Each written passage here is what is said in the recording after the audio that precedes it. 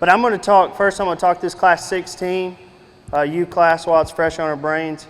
We thought that class was one of the more logical classes of the day, of the small ruminants at least, and we thought there's two, I guess, higher quality sheep in there, and then two that we can sort down to the bottom pretty easily. And of those two slick shorn sheep that we sorted up, we thought between that pair there was one that was considerably better in the way she's put together.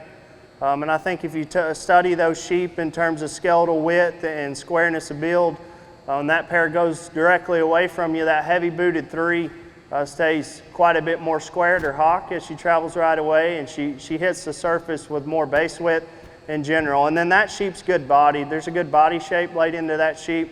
Get off to the side of her and she's awful level and attractive. Ideally, in a perfect world, we could give her more softness and more sweep to her belly, but I think that's being awfully critical, especially in this class.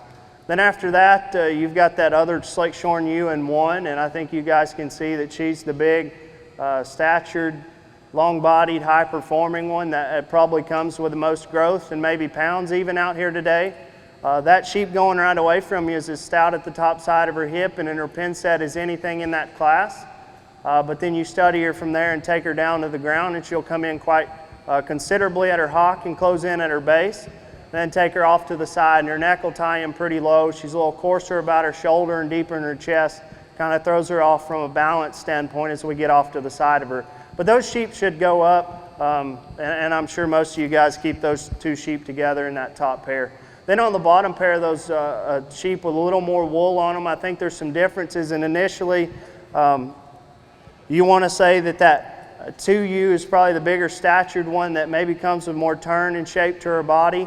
But then you start to study that more moderate frame sheep. That one will come in at her chest just a little bit, and that pair is both just a little too frail in their feature, I guess.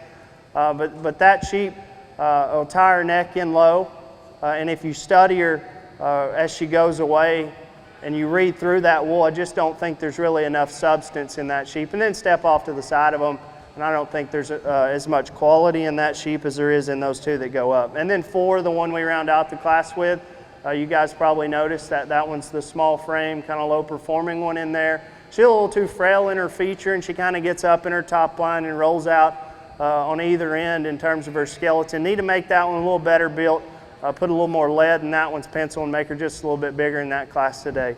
So class 16, we play some 3, 1, 2, 4, cut on 5, 4, and 4.